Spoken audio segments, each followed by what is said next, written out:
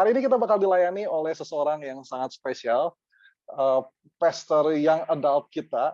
Dia juga home mentor buat semua home yang hadir di sini, most most of it lah ya, sebagian besar home di sini. Dia membawahi belasan home, di bawah naungan dia. Saya juga yakin, saya yakin saya pasti terberkati, saya juga yakin teman-teman pasti terberkati.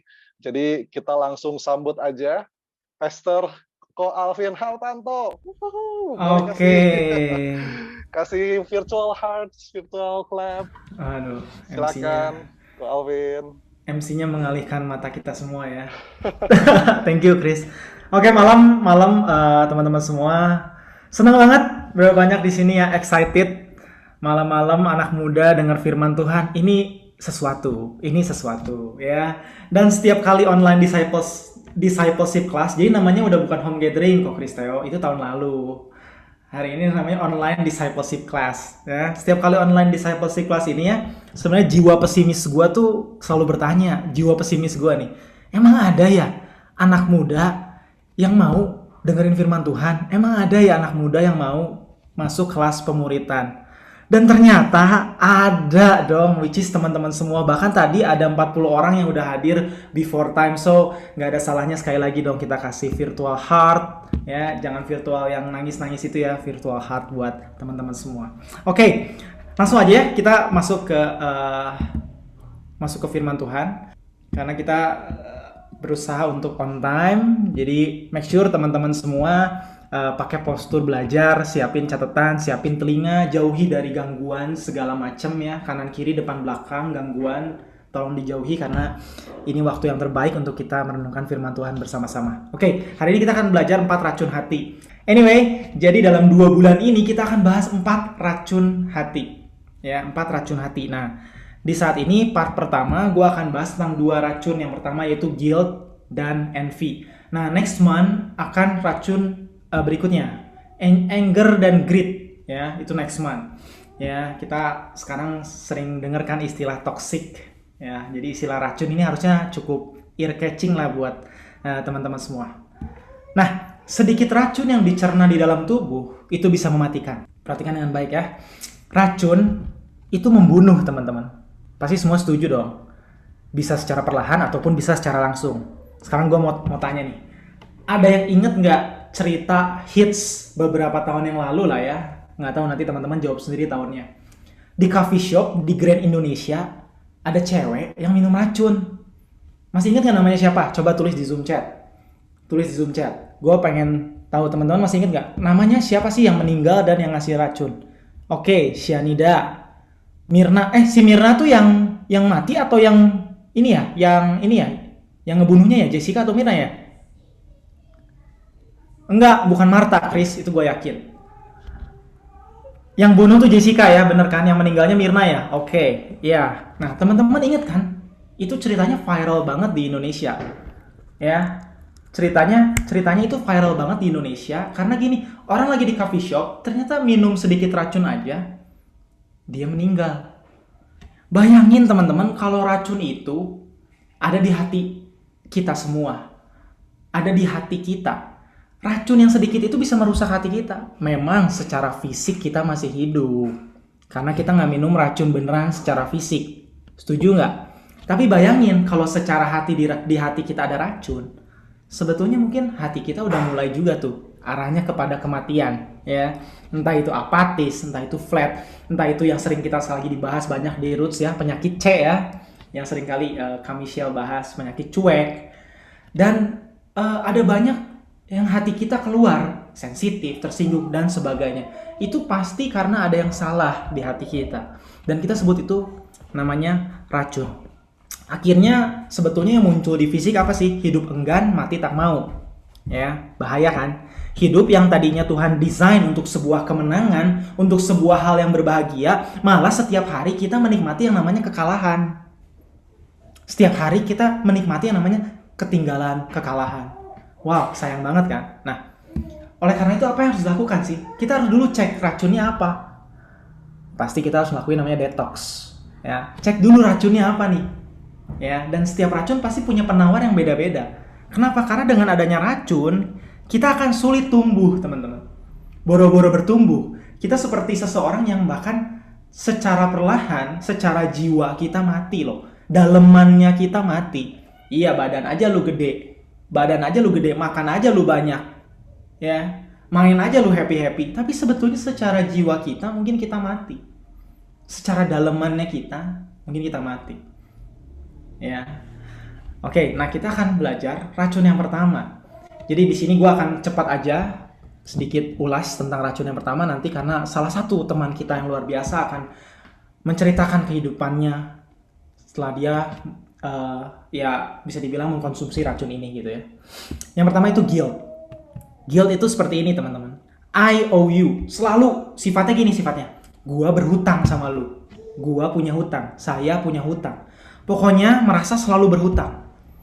Gua kurang ini, gua kurang itu. Kayaknya sulit menerima diri. Sulit menerima diri. Kata kuncinya sulit menerima diri. Sulit menerima, kok gue gini ya? Ya, salah satu teman gue kemarin juga ngomong kata-kata ini nih. Kok bisa ya? Kok bisa gitu? Salah satu teman gue kemarin kecelakaan. Orangnya ada di sini juga. Dia kecelakaan. Terus gue jenguk ke rumah sakit. Ya, gue jenguk ke rumah sakit. Dia kecelakaan motor. Terus waktu gue nyampe ruangan itu, yang dia muncul kata-katanya gini, kok bisa ya? Kok bisa gitu, gue sebodoh itu. Kok bisa ya gitu. Kok bisa ya? Nah, guilt itu selalu alarmnya di hati kita muncul pertanyaan itu loh. Memaafkan diri itu menjadi sesuatu hal yang sulit sekali dilakukan. Hal bodoh yang seakan-akan aduh bodoh banget gue, buru-buru banget gue yang lalu gitu ya. Pokoknya ini semua salah gue. Salah gue ngomong gitu. Nyesel gue waktu itu nolak dia. Nyesel gue waktu itu gak masukin investasi. Nyesel gue waktu itu gak masukin ke Bitcoin, ke kripto. Nyesel kenapa gue waktu itu marah sih. Nyesel gue kenapa terima dia. Nyesel gue kenapa gue resign. Nyesel gue kenapa gue gak buka usaha ini. Nyesel gue, pokoknya sifatnya nyesel gue. Gue ngerasa diri gue tuh susah berdamai sama diri gue sendiri karena gue gak bisa terima kesalahan gue. Gue gak bisa terima. In the end, kita ngerasa gak layak. Kita ngerasa gak berharga. Kita ngerasa hidup kita itu udahlah, mati aja. Kayaknya suicide lebih baik. Suicide lebih baik daripada gue hidup deh. Ini membunuh perlahan loh. Jahat banget ini guilt. Ini racun jahat. Nah, kita lihat cerita di Alkitab. Ternyata rasul yang hebat banget namanya Petrus pernah ngalamin yang namanya guilt. Nah, di sini kita akan mulai lihat gimana cara dia mengcover itu ya. Lukas 22 ayat 32 sampai 34. Di sini Yesus lagi ngasih tahu ke murid-muridnya bahwa gua bakal mati di salib. Saya akan mati di salib. Dia kasih seperti ini. Tetapi aku telah berdoa untuk engkau supaya imanmu jangan gugur, dan engkau, jikalau engkau sudah insaf, kuatkanlah saudara-saudaramu. Ya. Yesus lagi ngasih tahu ke murid-muridnya, iman lu jangan goyang ya. Nanti mungkin lu bakal ngalamin hal yang gak gampang, jangan goyang. Wah, ini yang so hero, Petrus. Tuhan, aku bersedia masuk penjara, bahkan mati sama lu. Gak mungkin gue goyang. Cenah. Yesus kasih prediksi sama dia, sama Petrus. Tetapi Yesus berkata, aku berkata kepadamu Petrus, hari ini ayam tidak akan berkokok sebelum engkau 3 kali menyangkal bahwa engkau mengenal aku. Yesus kasih prediksi. Dan kenyataannya ya betul. Petrus nyangkal Yesus 3 kali sesuai prediksi. Dan kita lihat ayat berikutnya yang menarik. Lalu berpalinglah Tuhan memandang Petrus. Tuhan ngingetin Petrus. Jangan goyangnya imannya. Itu arti pandangannya Yesus ke Petrus tuh. Maka teringatlah Petrus bahwa Tuhan telah berkata kepadanya sebelum ayam berkokok pada hari ini. Engkau telah 3 kali menyangkal aku. Dan ini yang terjadi. Lalu ia pergi keluar dan menangis dengan sedihnya. Ya sedih lah ya. Petrus ngomong bahwa diri dia gak akan nyangkal, ternyata dia gagal. Anyway, sampai sejauh ini komunikasi gue bisa diterima. Apakah terlalu cepat? So far, so good? So good? Oke. Bisa ngikutin ya? Oke. Nah, jadi ketika teman-teman ngalamin yang namanya guilt, perasaan bersalah, kok gue goblok gitu ya bahasa kasarnya ya. Kok gue separah ini sih? Kok gue sebodoh ini sih? Kok gue nyesel gue? Kok salah gini? Apa yang dilakukan? Ini yang jangan sampai kita lakukan. Ya. Ini yang jangan sampai terjadi. Kita self pity party. alias apa? Mengasihani diri berlebihan. Ya. Terus kita run from God, malah lari dari Tuhan. Enggak lah, gue nggak layak sama Tuhan, gue lari aja.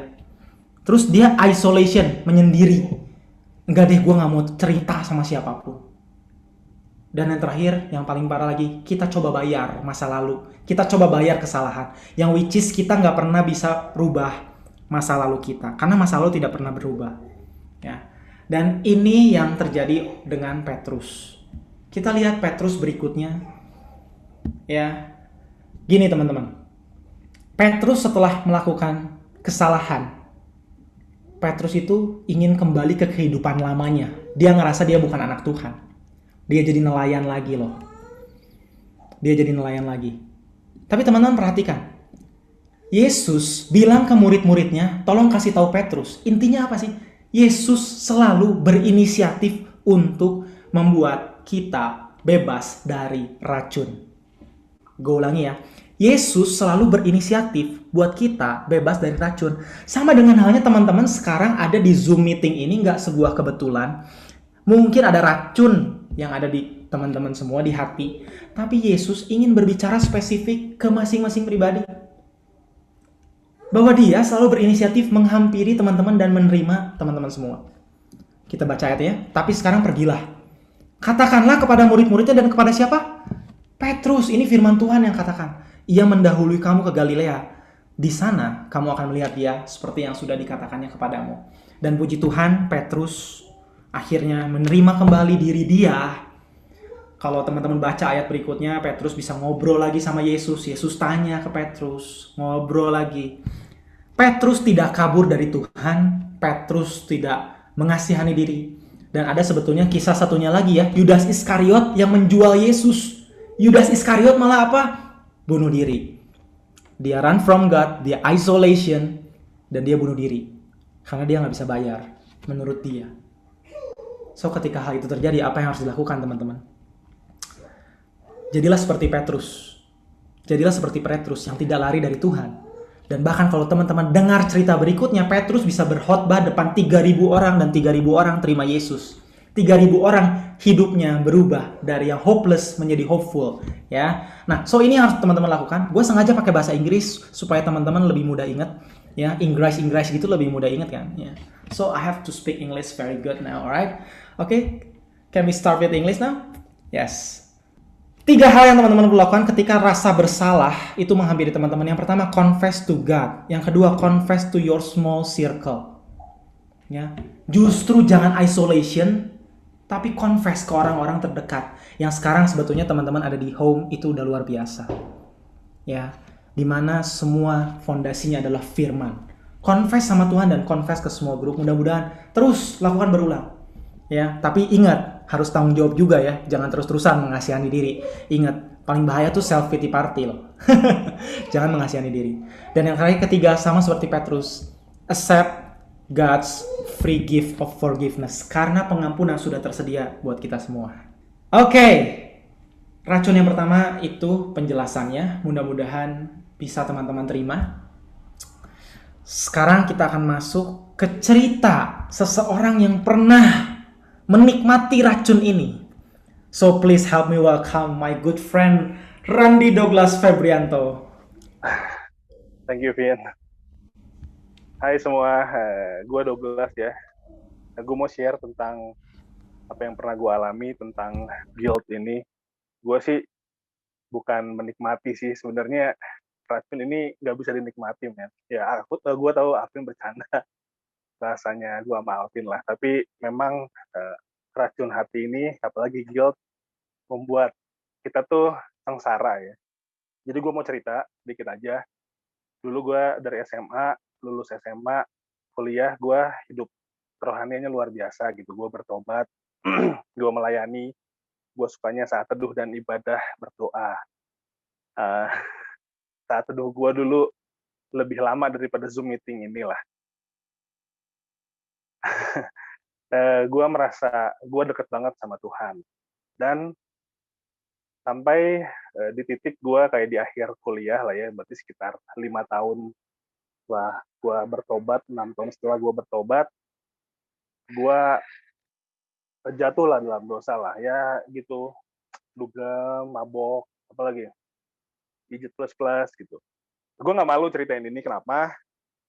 Gue bukan mau menyombongkan atau mau gimana, tapi biar Tuhan lah yang dimuliakan gitu. Gue bisa melewati guilt ini. Nah, guilt gue itu dimulai dari waktu gue jenuh, udah mabok, dugem segala macem gitu ya. Pijet sana sini uang habis. Gue jenuh, gue pengen balik ke Tuhan. Tapi seiring dengan gue pengen balik ke Tuhan, selalu ada suara dalam diri gue tuh, aduh, kayaknya lu nggak bisa. Ada selalu suara-suara yang mengintimidasi gue tuh nggak akan seperti yang dulu lagi gitu. Ada suara-suara yang bertentangan dengan firman Tuhan. Oke, mungkin Tuhan ampuni, tapi lu harus tahu loh, kalau lu tuh sudah melakukan kesalahan besar. Lu dulu seorang pelayan, sekarang kayak gini. Yakin lu mau balik lagi ke Tuhan? Seperti itu. Nah, gue tuh pengen bebas dari rasa-rasa atau suara-suara itu yang ada dalam diri gue gitu. Betul sih kata Alvin ya, bilang kita harus confess ke Tuhan kalau misalnya kita mau bebas dari rasa guilt. Tapi gimana kita mau bebas ya? Orang kita nggak dekat sama Tuhan ya nggak sih? Boro-boro lah ingat Tuhan. Ya nggak? Boro-boro ingat Tuhan, boro-boro confess sama Tuhan, kita aja hidupnya kacau gitu. Yang gue sadari waktu gue hidup dalam rasa bersalah ini, ada dua hal yang nggak bisa gue lihat. Yang pertama, gue nggak bisa lihat Tuhan sebagai Allah yang penuh kasih. Yang kedua, gue nggak bisa gue nggak bisa melihat diri gue tuh anak yang dikasihi. Jadi gambar diri gue rusak. Jadi gue percaya banget setiap orang yang hidup dalam rasa bersalah gitu ya, karena gagal, karena salah, melakukan hal-hal yang mungkin bertentangan dengan firman, kalau hidup terus-terusan di situ rasa bersalah, gue percaya gambar diri lu hancur gitu. Lu membandingkan diri lu, bahkan gue membandingkan diri gue dengan orang lain, dengan gue yang dulu. Nah akhirnya, gue pengen sembuh dari rasa guilt ini. Yang kedua tadi, things to do yang kedua tadi, small group. Tapi gue nggak bisa cerita kepada orang-orang semua gitu. Gue cerita waktu itu kepada pembimbing rohani gue. Gue cerita, gue udah salah, terus gue pengen bebas dari rasa bersalah ini juga. Gue tuh udah minta ampun sama Tuhan, kenapa ya ada rasa-rasa yang gue kurang layak lah istilahnya. Gue tetap melihat Tuhan sebagai Tuhan yang penghukum gitu. Nah akhirnya gue dibimbing lah. Sampai yang things to do yang ketiga tadi, gue terima pengampunan dari Tuhan dan gue bertekun di dalam firman sih. Dan akhirnya gue memilih untuk percaya kepada firman Tuhan gitu. Itu yang membuat gue bebas dari rasa guilt ini. Ya ini bukan berarti juga untuk lu teman-teman, lu melakukan kesalahan terus lu merasa nggak bersalah gitu ya. Lu happy-happy aja. Itu mah lu orang fasik yang namanya kalau misalnya kayak gitu. Yang maksud gue tuh, lu melakukan kesalahan, lu datang kepada Tuhan sebagai orang yang bersalah gitu ya, minta ampun sama Tuhan, dan percaya waktu lu bilang amin, percaya Tuhan mengampuni lu, dan lu hidup sebagai orang merdeka. Itu sih yang bisa gue bagiin aja dari rasa guilt gue ini. Thank you. God bless. Oke. Thank you so much, Brother Douglas. Boleh kasih virtual claps buat dia boleh menceritakan hidupnya ya di tengah-tengah kita.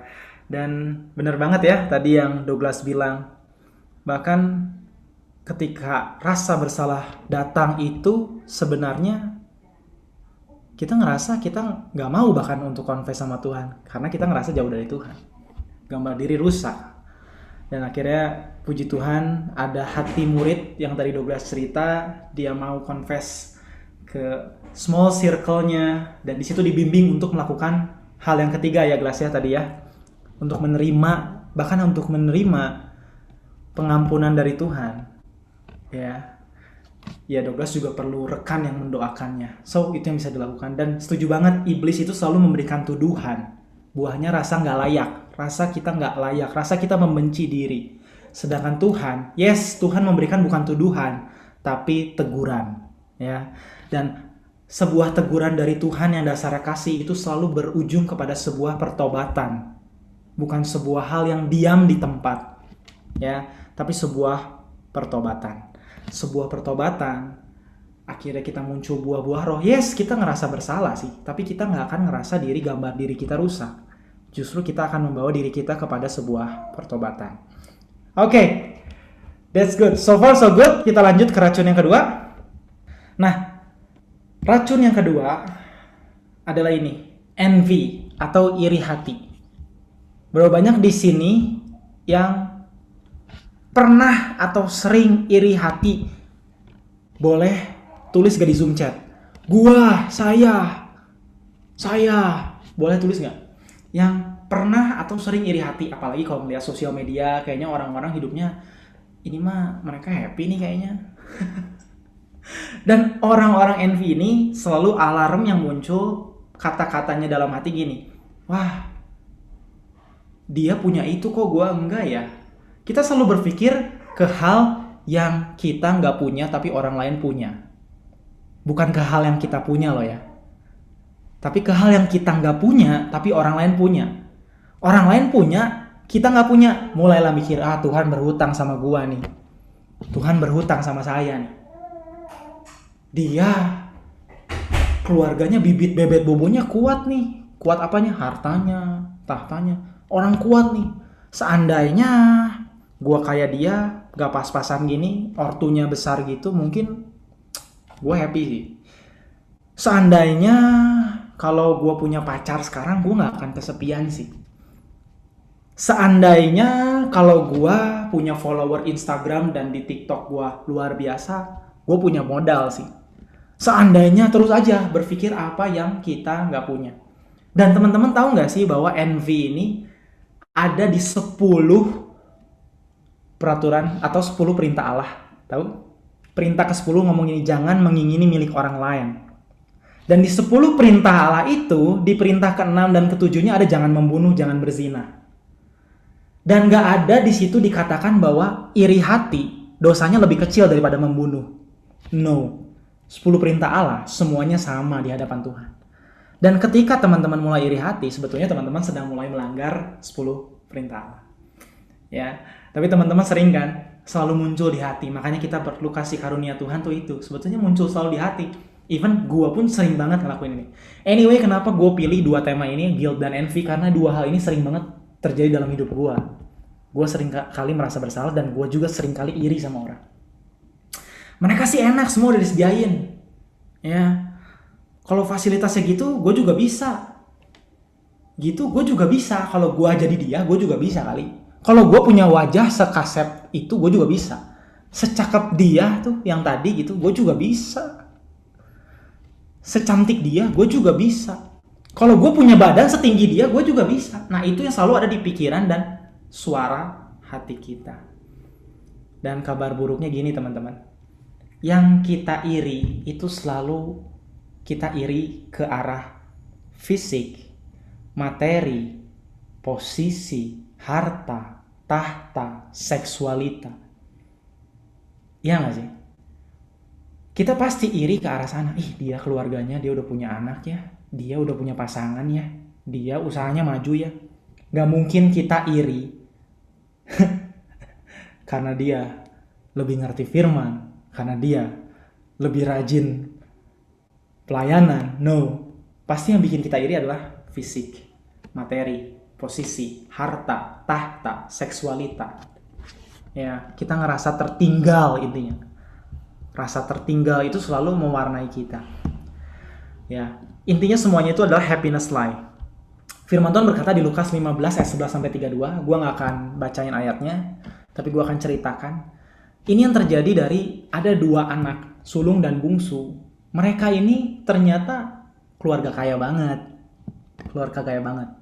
Tapi semua masih under control bapaknya. Bapaknya yang kontrol. Si bungsu menganggap sebuah kebahagiaan jika bisa mendapat warisan materi berlimpah dan hidup bebas di luar pengawasan orang tua. Ini lihat ya. Jadi akhirnya si bungsu minta warisan lebih awal.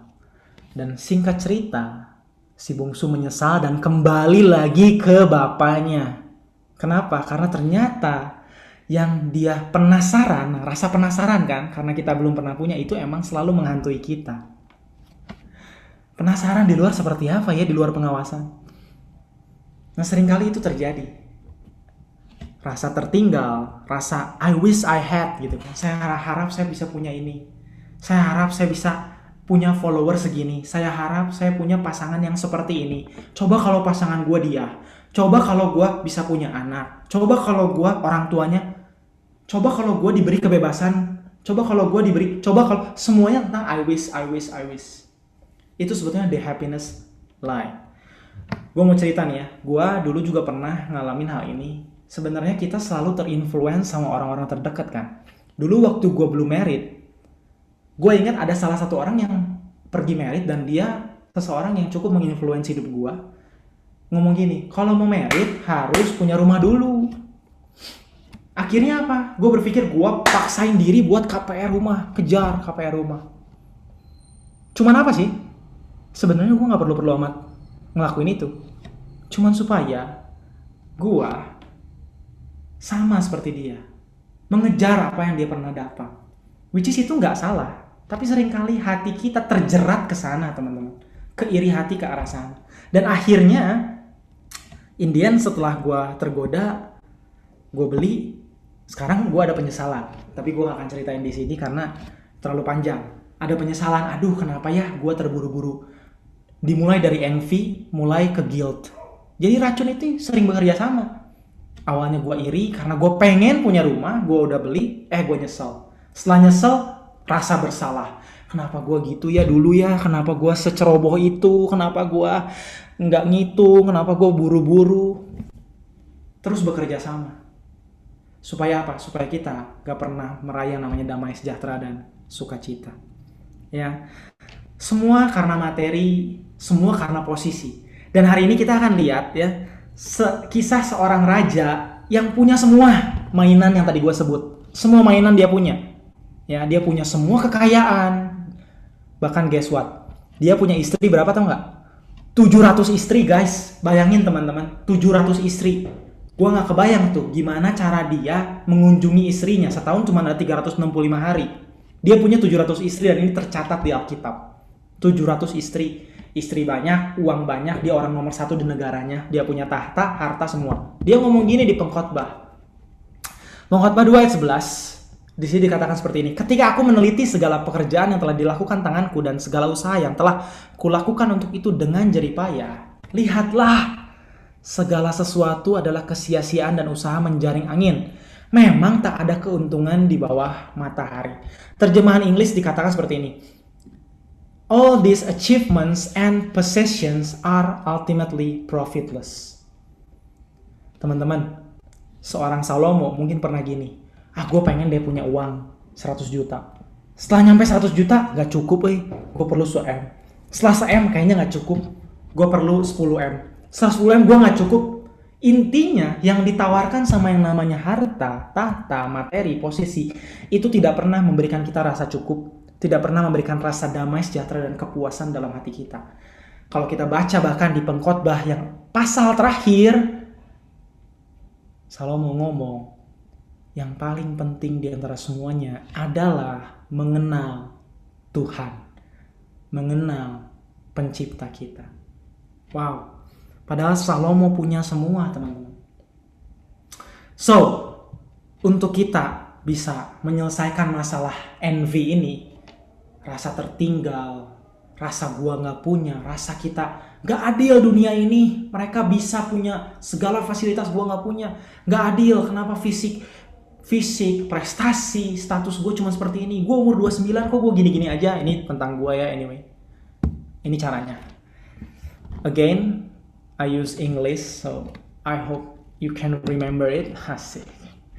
Ya, gue harap teman-teman bisa ingat ini. 3 hal yang bisa teman-teman lakuin. Count your blessings. Hitung apa yang teman-teman punya dan teman-teman sebetulnya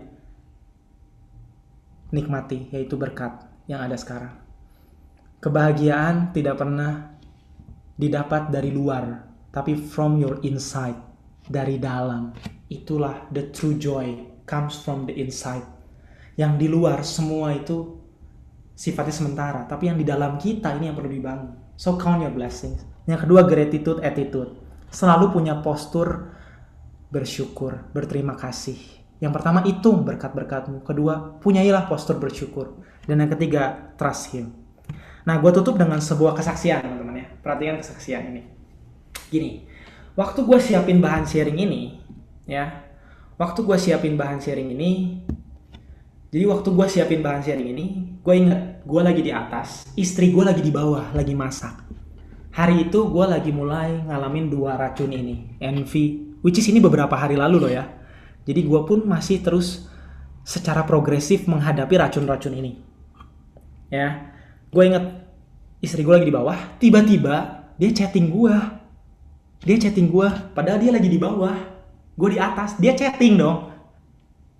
Apakah karena dia malas ngomong ke atas atau gimana ya? Dia chatting gue, dia ngomong gini, Vin, kamu sekarang ngerasa hidup lagi nggak gampang ya, lagi berat ya. Kata kuncinya dia ngomong ini, ngerasa hidupnya gini-gini aja ya, kayak berat ya, kayak gini-gini amat gitu, gini-gini amat, sulit sekali, kayak banyak tekanan gitu. Dia ngerasa saya lagi ngalamin itu. Terus dia ngomong gini, coba deh ingat-ingat, sebetulnya banyak cahaya-cahaya yang Tuhan kirimkan ke hidup kamu, Vin. Kamu ingat gak? Cana dia ngomong gitu di chatting, kamu ingat gak waktu momen kamu memutuskan untuk bekerja sepenuh waktu melayani Tuhan, tiba-tiba ada seseorang yang Tuhan kirim. Itu berkat yang luar biasa gak sih? Oh iya banget ya, gue inget, iya ya, tiba-tiba teman kita yang ada di sini juga ya, Brother Ricky Prijaya, juga punya panggilan yang sama. Waktu itu yang gue pusingin kan balik lagi, selalu yang jadi kepusingan kita tuh harta, tahta, seksualitas, fisik, prestasi, materi, posisi, bener gak? Yang kita pusingin itu, balik lagi. Sekarang mulai ada kondisi kesehatan, kita mulai pusing. Ya. Dan gue inget, iya juga ya, gue gak pernah mikirin ternyata Tuhan kirimkan orang yang punya hati yang sama, yaitu saudara kita Ricky Prijaya. Oh iya ya. Dan 2 tahun kemudian gue ingat salah satu teman gue yang sempat di Jerman, dia juga ada di tempat ini by the way, dia Michelle namanya. Gue ingat waktu dia pulang dari Jerman, gue langsung berpikir, wah kayaknya it's a joy, it's a blessing kalau gue bisa bekerja bersama dengan dia, karena gue lihat dia punya hati yang begitu mencintai Tuhan, begitu rindu untuk melihat orang-orang ngalami Tuhan. It's a joy. Cuman saat itu lagi pandemi dan kayaknya nggak mungkin sih kita nambah staff gitu kan, kayaknya nggak mungkin. Dan bener juga ya, itu sebuah cahaya-cahaya kecil yang Tuhan kirim. Gue pusingin apa yang menurut gue pusing, tapi Tuhan berikan apa yang menurut gue perlukan. Dan sekarang kenyataannya gue beneran nggak tahu gimana ceritanya, gue aja nggak pernah kerjain hal itu. Teman gue Michelle juga sekarang satu kantor sama gue, orangnya ada di sini. Ya, dan buat gue apa yang istri gue bilang itu bener juga ya. Kadang kita terlalu fokus sama hal yang gak pernah kita punya, padahal Tuhan selalu memberikan yang kita perlukan. Pemeliharaan Tuhan sempurna. Kita berpikir Tuhan berhutang, Tuhan gak pernah berhutang. Karya salibnya sebetulnya cukup, dan penyertaannya selalu cukup buat kita. Kadang-kadang kita gak nyadar aja bahwa itu adalah bahwa apa yang terjadi di hidup kita sebetulnya Tuhan bekerja. Ayat terakhir, itu cerita gue. Nah, ini ayat terakhir. Yakobus 1 ayat 17a berkata seperti ini, teman-teman. Setiap pemberian yang baik dan setiap anugerah yang sempurna datangnya dari atas, diturunkan dari Bapa segala terang. Jadi sebetulnya Tuhan yang paling tahu persis berapa banyak yang bisa kita kelola. Kalau kita memang hanya bisa mengatur 100, dia tidak akan kasih 1000. Karena 900-nya pasti kacau. Kalau kita cuma bisa ngatur 100, Tuhan gak mungkin kasih 1000. Karena dia lagi mencelakakan kita kalau kita dikasih 1000. Karena 900-nya akan kacau. God is working. Dan dia paling ngerti yang kita butuhin. Belajar, percaya, membangun iman kita. Tuhan selalu ada bersama-sama dengan kita. Dan ketika kita mulai tidak percaya, ayo lakuin hal ini. Yang ketiga, trust him. Percaya sama dia. Ingat poin-poin hari ini dalam kita menghadapi guilt dan envy. Berdoa supaya kita bisa detox setiap hari, supaya kita tumbuh. Jangan hidup asal hidup, tapi mari hidup penuhi tujuan kita hidup. Nah, teman-teman, buat teman-teman yang ngerasa punya pertanyaan, ngerasa kayak ini kita mau masuk ke Q&A session. Jadi, kalau teman-teman ada yang kurang jelas atau ada yang mengganjal, ada yang pengen ditanyakan, boleh langsung ketik aja di kolom chat, di kolom chat Zoom ini, nanti kita akan coba bahas, kita coba jawab. Nah, tapi sebelumnya kita mau apresiasi juga buat Pak Alvin ya, yang udah bagian materinya. Tadi gue sih ngerasa kayaknya rasa bersalah dan rasa nggak pernah cukup gitu ya. Itu ternyata racun dan itu bisa membunuh hidup kita ya, atau membunuh hati kita gitu ya. Jadi sangat berbahaya teman-teman, apalagi kalau kita nggak sadar dengan dengan racun yang ada yang terus-terusan sebetulnya merongrong hidup kita gitu, merongrong hati kita gitu. Oke, ini udah masuk satu pertanyaan dari Yoel. Thank you Yoel buat pertanyaannya. Boleh nggak kasih contoh kasus yang sering terjadi di anak muda? Wah, ini pasti Yoel anak muda nih. Dalam memaafkan diri sendiri. Jadi kasusnya gimana nih, Pak Alvin, dalam memaafkan diri sendiri itu gimana maksudnya? Oke. That's good question Yoel. Nah, gue kasih contoh kasusnya gini ya, yang paling sering terjadi rata-rata lah ya. Biasanya kita itu gue nggak ngomong biasanya ya, gue nggak mau mengeneralisasi. Tapi mungkin ada di antara kita yang pernah lepas kendali dari sisi emosi. Lepas kendali gitu. Let's say waktu kita pacaran deh, paling bisa kita bahas. Karena problem kita dan orang yang paling kita sulit pimpin adalah diri sendiri. Yeah. Seseorang yang paling kita sulit pimpin adalah diri sendiri. Let's say waktu usia 20-an gitu ya, gue juga masih 20-an anyway. 20-an kita pernah berpacaran atau kita misalnya pernah nembak seseorang. Perpacaran deh, waktu berpacaran kita konflik dan kita nggak bisa kontrol. Setelah kita nggak bisa kontrol, kita ngelakuin sebuah kekerasan, bablas gitu, entah itu ngelakuin apapun. Dan akhirnya emosi itu meledak menjadi sebuah sakit hati yang parah bagi si korban. Putus, let's say, putus. Padahal kita udah siap nih menentang masa depan, putus karena emosi yang nggak bisa dikontrol, karena nggak sehat hatinya, karena tekanan kanan kiri depan belakang, sehingga hati kita nggak bisa kontrol tuh. Wow. Dan akhirnya ketika dia putus, mau balik lagi nih, biasanya gitu kan, besok lusanya, aduh gue nyesel nih kemarin gue marah-marah sampai gitu banget ya, kok saya sampai seperti itu ya, terus nyesel. Nah setelah nyesel ternyata nggak dapat lagi tuh hubungan. Udah keburu retak, udah keburu pecah. Akhirnya dia single, terus usia terus naik dan sebagainya. Dan ada banyak sih kasus sebenarnya. Cuman ini gue coba contohnya kasus putus lah ya. Dan akhirnya dia ngerasa gue kayaknya gagal nih dalam membangun sebuah relationship. Wow.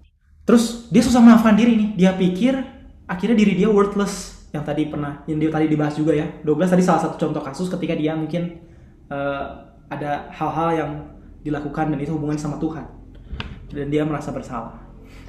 And in the end akhirnya dia ngerasa udahlah, gue takut nih buat deketin pasangan lagi dan gue ngerasa diri gue sulit. Bahkan kalau misalnya itu berulang 2, 3, 4, 5 kali putus seperti itu, 6 kali, 7 kali, kadang-kadang kita akan lebih sulit menerima diri. Dan disitulah perlunya detox. Yang tadi Douglas ceritain itu langkah konkret sih. Jangan berhenti minta didoakan. Yakobus berkata seperti ini, hendaklah kamu saling mengaku dosamu dan mendoakan supaya kamu sembuh. Karena di situ yang bisa membuat kita damai dan sukacita hanya Yesus itu sendiri. Karena kasih, sukacita, damai sejahtera itu kan buah-buah roh ya. Itu hanya akibat. Sebabnya tuh apa sih? Sebabnya ya keintiman sama Tuhan. Betul. Ya, don't forget untuk kembali ke firman Tuhan, keluarga Tuhan, dan hadirat Tuhan. Oke, itu aja. Wow, thank you. Menjawab Bro Yoel. Ya. Wow, thank you ya. Thank you Yoel buat pertanyaannya.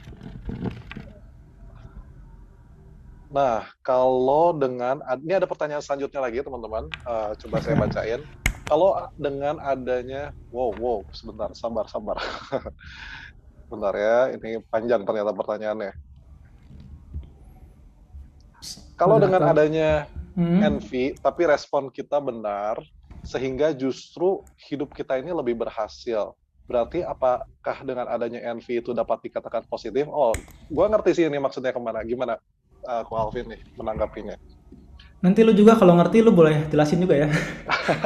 Jadi menurut dia mungkin dia ngerasa envy itu jadi semangat gitu buat Iya, oke. rasa rasa rasa jadi semangat untuk mengejar yang lebih baik mungkin gitu kali maksudnya ya. Iya. Sekarang Bagus gue banget tanya, nih pertanyaannya. Thank you gue Melly. gue tanya balik ke Meli. Menurut Meli berhasil itu apa sih? Menurut Meli Hmm, berhasil itu apa? Pasti jawabannya kurang lebih yang tadi kan, prestasi, harta, posisi, tahta, seksualita, pasti ke sana kan. Punya keluarga yang hebat, punya let's say materi lebih banyak, punya ya. influence di dunia, diakui manusia, pengakuan manusia lebih banyak gitu kan. Nah, tapi padahal itu sebetulnya di firman Tuhan jelas di 10 perintah Allah. Jangan mengingini milik orang lain. Nah, ini it's a good question. Karena menurut gua, definisi sukses kita aja sebetulnya definisi sukses dunia ini. Betul. Include gua ya. Bahkan gua sekarang di dunia pelayanan, gua rasa yang namanya sukses itu kalau diundang khotbah di mana-mana, apa tuh tahta kan. Kalau misalnya gua bisa dapat persembahan, let's say ya, lebih banyak gitu. Sama kan, tahta, harta itu selalu menggoda kita. Kalau ada teman-teman yang udah ikut kelas VIP ya, 3 akar dosa tuh selalu menggoda kita. Kepahitan, cinta uang, dan kenajisan. Kenajisan itu selalu menggoda kita. Nah, Ya. menurut gua harus dicek dulu definisi berhasilnya apa.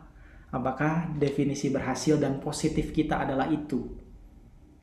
Karena sebetulnya kalau kita lihat firman Tuhan ya, teman-teman pasti tahu namanya Rasul Paulus. Hmm. Paulus pernah bicara seperti ini. Oleh karena kasih karunia Tuhan yang begitu berlimpah, karena gue diterima sama Tuhan apa adanya, karena gue diakui sebagai anak Tuhan padahal gue gak layak, itu lebih dari cukup. Dan Ya. karena itu dia bekerja jauh lebih keras. Jadi Wow. firman Tuhan gak pernah ajarin kita males loh. Ya. Dan firman Tuhan selalu ngajarin kita untuk rajin, bukan supaya mendapat, tapi karena kita sudah mendapat berkat itu sendiri, yaitu Wow. pribadi Tuhan. Bukan untuk supaya mendapat, tapi karena kita sudah mendapat, karena kita act of gratitude kita, that's why gue mau kerja lebih keras. Karena yang namanya Ya. salib Kristus itu nggak murahan. Salib Kristus itu sebuah hal yang nggak pernah kita bisa bayar. Itu sungguh mahal. That's why gue mau kerjain semuanya karena sikap berterima kasih. Bukan untuk supaya gue positif tadi, supaya gue viral. Wah gila teman-teman, gue viral di TikTok. Gue envy nih, gue mau viral lah. Gue lebih rajin posting. Terus kita akan terjebak dalam hal ketidakpuasan. Ya, Wow. mudah-mudahan menjawab. Silakan Kristal kalau mau menambahkan. Wow. Keren banget, keren banget. Itu udah keren banget ya jawabannya. Menurut menurut gue itu benar banget sih. Jadi yang paling penting itu the why. Alasan kenapa kita mau mengejar itu semua. Karena itu yang akan menentukan apa ya, kayak nantinya kita bakal jadi sehat atau kurang sehat gitu ya secara hati. Well, teman-teman, kita nggak punya banyak waktu sayangnya hari ini. Jadi ini masih ada mau jawab satu pertanyaan lagi kah? Boleh? Atau sudah pertanyaan terakhir? Oke, bentar ya. Saya cek dulu ini. Sorry, bentar ya. Um, Thank you, Alvin. Nah, oke, boleh satu lagi. Ada satu pertanyaan ini bagus banget dari Bro Richard ya. Dia tadi bilang kesaksian Bro Douglas itu tentang hidup bergaul dengan Tuhan itu, terus kemudian hidupnya duniawi, itu kayak kisah Daud katanya. Jadi ya isahnya ada jatuh dengan Batsheba, dan tapi Tuhan tetap mengasihi Daud. Tuhan menegur Daud lewat Nathan, dan Nathan juga menegur Daud agar segera bertobat.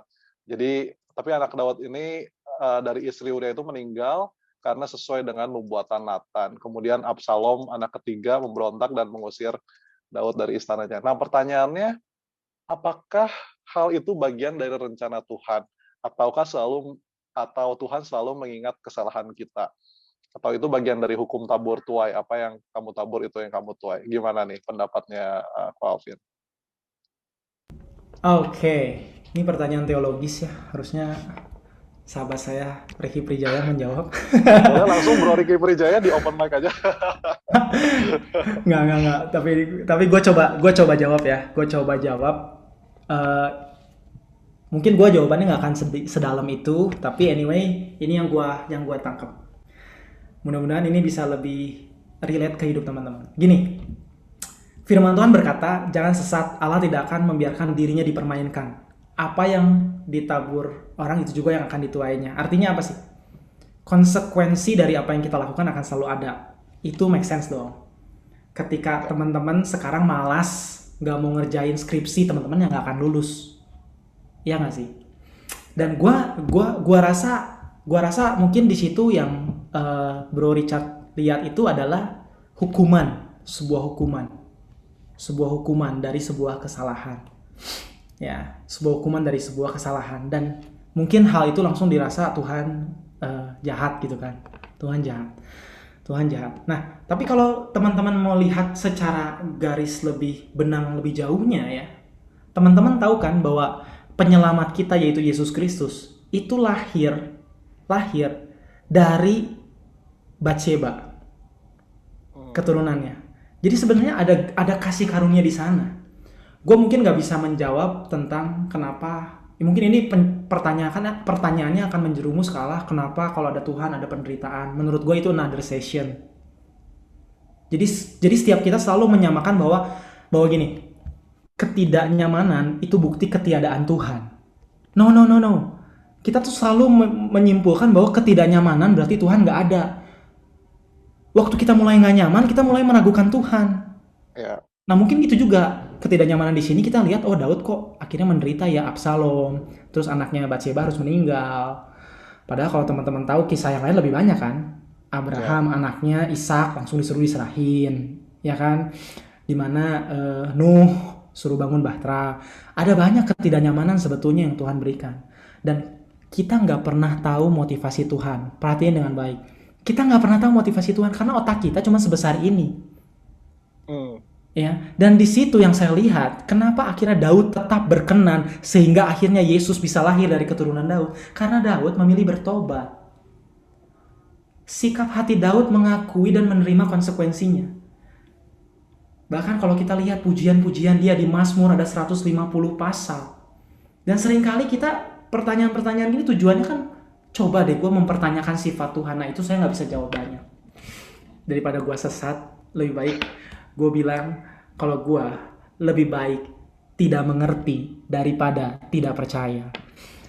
Gue tetap percaya bahwa tujuannya baik. Kenapa? Karena gue ngelihat bahkan setelahnya di Matius, silsilah keturunan Yesus lahir dari Batseba. Ya. Nah di situ bisa saya lihat sih. Gue nggak bisa tahu rencana Tuhan ya bro. Anyway, apakah itu bagian dari rencana Tuhan? Karena gue nggak punya bisnis plan-nya Yesus. Nggak sorry, nggak bisnis ya. Sorry, kata bisnis tuh jelek. Gue nggak punya rencananya Yesus gitu di otak gue. Saya juga sama. Saya mencoba buat fit in diri Alvin ke rencana Tuhan. Bukan saya minta Tuhan, tolong show me your plan. Kasih tahu rencana lu ke gue, baru gue ikutin. Enggak. Gue milih, gue mau fit in ke rencana Tuhan. Gue coba discover gimana sih plannya dia. Caranya gimana? Run to him. Berlari ke dia. Sama seperti Daud kan. Dia berlari ke Tuhan ketika dia tahu dia salah. Mudah-mudahan bisa menjawab. Ini lebih aplikatif, tapi gue gak bisa jawab secara teologis. Oke, thank you banget Calvin buat jawabannya.